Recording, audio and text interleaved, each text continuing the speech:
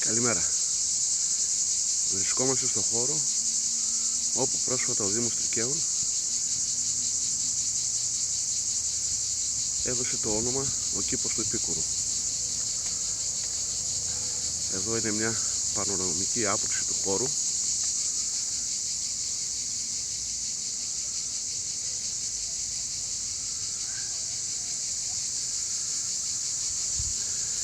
Όπως μπορείτε να δείτε, το πάρκο ξεκινάει από τη στροφή στο τέρμα, όπως βλέπετε.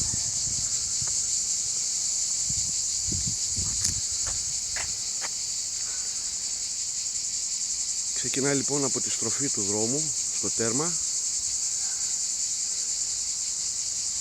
έρχεται μέχρι εδώ που είμαστε τώρα. Για πάμε λίγο μέσα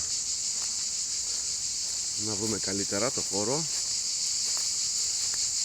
Πρόκειται για μια μακρόστενη λωρίδα η οποία καταλήγει στο τέρμα σε μια παιδική χαρά. Είναι δίπλα στο ποτάμι, όπως μπορείτε να δείτε. Κοιτάξτε τον χώρο.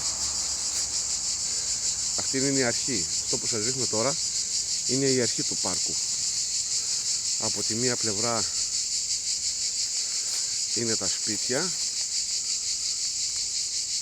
το παλιό εργοστάσιο Κουρσοτήρα, ο δρόμος,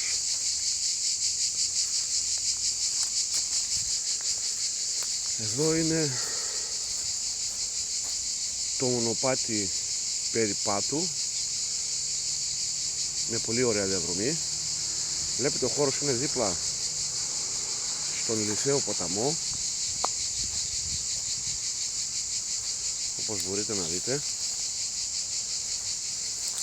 Είναι κάτω από το παλιό μεσαιωνικό κάστρο της πόλης και το άλσος του προφήτη Ηλία. Είναι ακριβώς απέναντι, δεν μπορείτε να τα δείτε γιατί η βλάστηση είναι πάρα πολύ πυκνή. Για πάμε λίγο να προχωρήσουμε, να δούμε όλο το εύρος αυτού του πάρκου που φέρει το όνομα πλέον ο κήπος του Επίκουρου.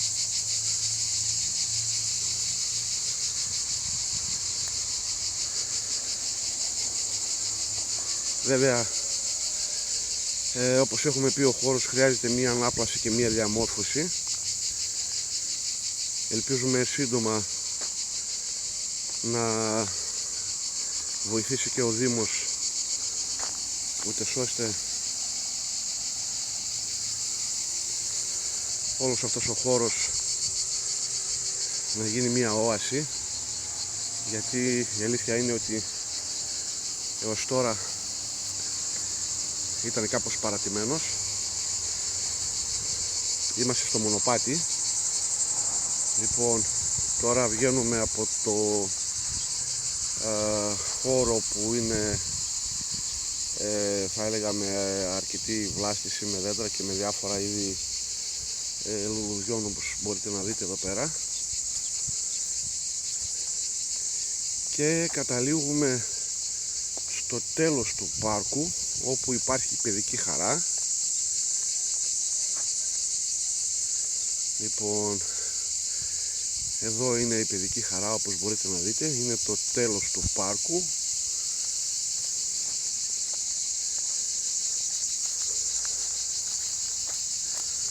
Αυτό είναι το τέλος του πάρκου με την παιδική χαρά, και αυτήν βέβαια είναι σε μια έτσι κατάσταση ψιλοπαρατημένη.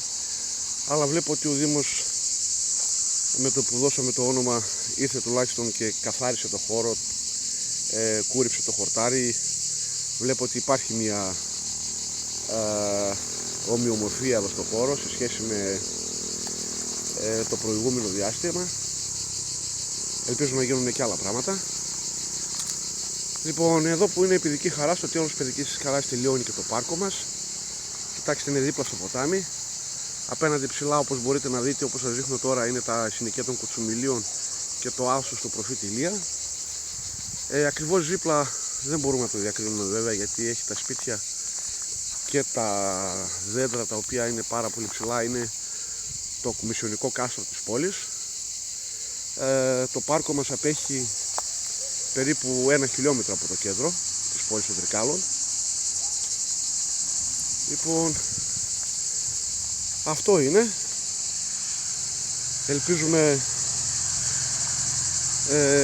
σύντομα, όπως είπα, να γίνουν κάποια πράγματα εδώ στο πάρκο, όπως ο φωτισμός, κάποια επιπλέον ανάπλαση με επιπλέον φυτά, λουλούδια, κάποια δέντρα αν χρειαστεί, κάποια βασικά παγκάκια για να μπορεί να ξεκουράζεται ο κόσμος, να κάθεται, να συζητάει, να κάνει το πικνίκ του, να φιλοσοφεί. Ελπίζουμε βέβαια στην πορεία να γίνουν και άλλα πράγματα αρκετά. Η παιδική χαρά να βελτιωθεί επίσης, για να μπορούν να έρθουν τα παιδιά να παίζουν. Αυτό είναι λοιπόν το πάρκο μας. Είναι αρκετά μεγάλος ο χώρος. Είμαστε πολύ χαρούμενοι που ο Δήμος τελικά έδωσε το όνομα του επίκουρου σε αυτόν τον χώρο, και από εδώ και πέρα πλέον επίσημα αυτός ο χώρος ονομάζεται ο κήπος του Επίκουρου. Σας ευχαριστώ.